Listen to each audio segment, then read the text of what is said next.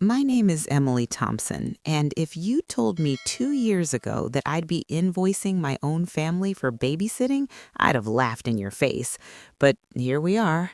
Let me take you back to how it all started, because this isn't just a story about free labor. It's about boundaries, entitlement, and finally standing up for myself. Grab a coffee. This one's a doozy. I grew up in a typical suburban family in Denver, Colorado. My parents, Robert and Linda Thompson, were the kind who believed family comes first, no matter what. Dad worked as an accountant, Mom was a school teacher, and they raised me and my older sister, Sarah, to stick together through thick and thin. Sarah's 3 years older than me, and she's always been the golden child. Married young to her high school sweetheart, Mark Jenkins, popped out 3 kids in quick succession, and settled into that picture-perfect life in the same neighborhood. Me, I'm 28, single until recently, working from home as a graphic designer for a tech startup. Flexible hours, decent pay, but nothing flashy. It all began when Sarah went back to work after her maternity leave with Mia, the youngest. Mia was just 6 months old back then. Tommy was 2 and Lily was 4. Sarah's a nurse at the local hospital, pulling long shifts, and Mark's a sales rep who travels a lot. Daycare? They looked into it, but with 3 kids under 5, the costs were astronomical, like $1,800 a month per kid in our area. That's over $5,000 monthly. Sarah called me one evening sounding exhausted. I don't know what to do. The kids need someone reliable, and you're right here, working from home. Could you maybe watch them a few hours a day, just until we figure something out? A few hours turned into full days. Before I knew it, I was babysitting Monday through Friday from 7 a.m. to 5 p.m. That's 10 hours a day, 50 hours a week sometimes, but averaging around 25 hours when Sarah had shorter shifts. Wait, no, let's be real. It was more like 30 hours on bad weeks.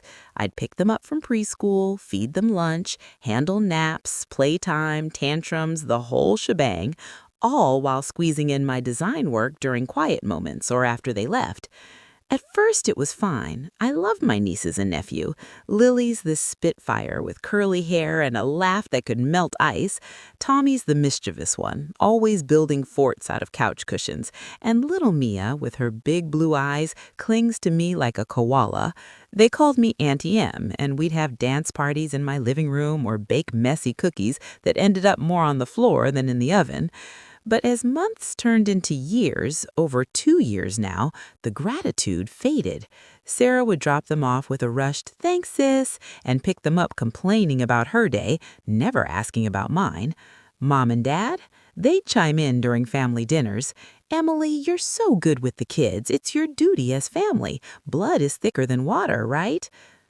Duty. That word started grating on me. I'd rearranged my entire life around their schedule.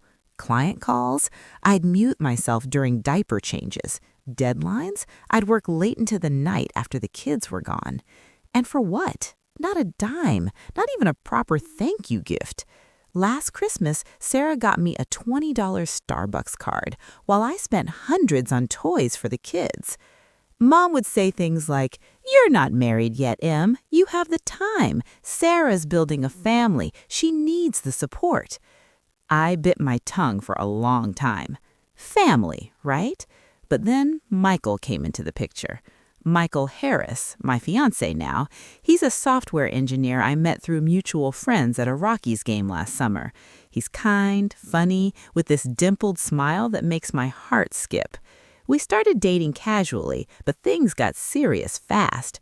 By fall, we were talking about moving in together, and just last month, he proposed on a snowy hike in the Rockies. It was magical, down on one knee, rings sparkling in the sunlight, the works. I said yes, of course, and suddenly my life had new priorities. I broke the news at our weekly family dinner at Mom and Dad's house. The table was laden with Mom's famous pot roast, and everyone was chatting about the kids' latest antics. I cleared my throat. "Guys, I have some exciting news. Michael proposed, and I said yes, we're engaged." There were hugs and congratulations all around at first. Sarah squealed and admired the ring, Dad clapped Michael on the back, even though he wasn't there, and Mom teared up. But then I dropped the other shoe. With the wedding planning and everything, I'll need to cut back on babysitting, maybe just a couple days a week, or we can find a part-time nanny to help out. The room went silent. Sarah's face crumpled like I'd just announced I was moving to Mars. Cut back? Em, you can't do that. What about my shifts? Mark's on the road next week, and daycare wait lists are months long. You know we can't afford it right now. I tried to stay calm. Sarah, I've been doing this for free for over 2 years. It's been a lot. And now with the engagement? Free? It's family. You're their aunt, she snapped, her voice rising. Mom jumped in. Emily, don't be selfish. Sarah needs you. Weddings can wait. Family doesn't. Dad nodded solemnly. We've always helped each other. Remember when you needed money for college? We didn't charge you interest.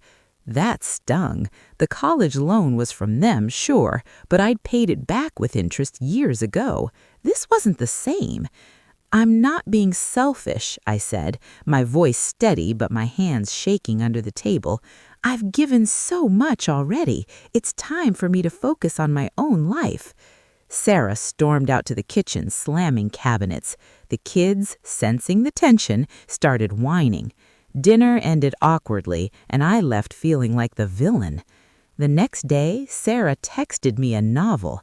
How could you spring this on us? The kids love you. You're abandoning us. Mom's right. You have no kids, no real responsibilities. This is what sisters do. That did it. I sat down at my computer, pulled up a spreadsheet, and started crunching numbers. Local nanny rates in Denver? $20 to $25 an hour for 3 kids. Let's lowball it at $18 an hour to be fair. Over 2 years, average 25 hours a week, 52 weeks a year, that's 2,600 hours, times $18, $46,800, almost $47,000 worth of free labor. I'd saved them a fortune. I formatted it like a professional invoice, retroactive childcare services provided by Emily Thompson, itemized by year, with notes on extras like meals I'd bought out of pocket, another $500 easy, and gas for pickups, $200. Total due, $47,000. I attached it to an email and CC'd Mom and Dad. The subject line? Appreciation for family obligations. Hit send. Then I waited. The explosion was epic. My phone blew up within minutes. Sarah called first, screaming so loud I had to hold it away from my ear. Are you insane? Charging us? After everything? You're a monster. Mom's text. Emily, this is unacceptable. Family doesn't invoice family. Apologize now. Dad left a voicemail.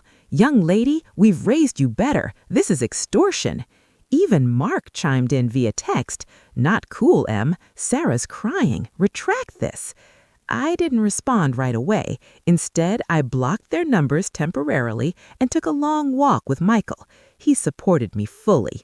You've been a saint. They took advantage. Time they learned. The next morning, I emailed back. The invoice is symbolic, but the point stands. I've provided $47,000 in free services without thanks. Effective immediately, I'm no longer available for babysitting unless compensated at market rate, $20 an hour, paid up front. Love you all, but boundaries matter. Sarah didn't take it well. She showed up at my door that afternoon, kids in tow, expecting me to cave. Here, watch them while I run errands. We'll talk later. I shook my head. Sorry, sis, not without payment. She gaped. You're serious? Dead serious. She left in a huff, muttering about how I'd regret it. And that's when her life started unraveling. Without me, Sarah had to scramble. Mark cut a trip short, but that meant lost commissions. They tried patching together help from neighbors and Mom, but Mom's not as spry as he used to be. Chasing 3 toddlers wore her out fast. Dad helped one day and complained about his back. Sarah missed a shift, got written up at work. Then she bit the bullet and called daycares. The quotes came in $1,800 per kid for full time. For three, $5,400 monthly. That's $64,800 a year, more than Mark's salary after taxes. They couldn't swing it without dipping into savings or Sarah quitting, which she didn't want to do. Nursing is my passion, she'd always said. Now it was a necessity. Weeks turned into a month. Sarah's text shifted from angry to desperate. Em, please, just one day? The kids miss you. Then, we can't afford this. Lily's acting out at the temporary sitter. Mom called, softer now. Honey, let's compromise. Maybe half time for free. No, I held firm. Michael and I were planning our wedding, a small ceremony in the mountains next spring, and I was finally enjoying my freedom. Mornings to myself, focused work, date nights without exhaustion. Eventually, Sarah adapted. They enrolled the kids in a co-op daycare where parents rotate volunteering. Cheaper, but Sarah had to pitch in hours she didn't have. Mark took on more local sales gigs, less travel. Family dinners? Tense at first, but they started appreciating me more. Sarah even apologized, sort of. I didn't realize how much you did. Sorry.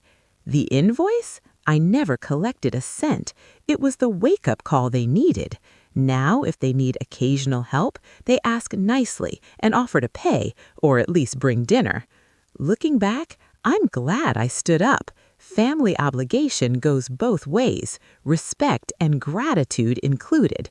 If you're in a similar spot, crunch those numbers. Sometimes a retroactive invoice is the best therapy.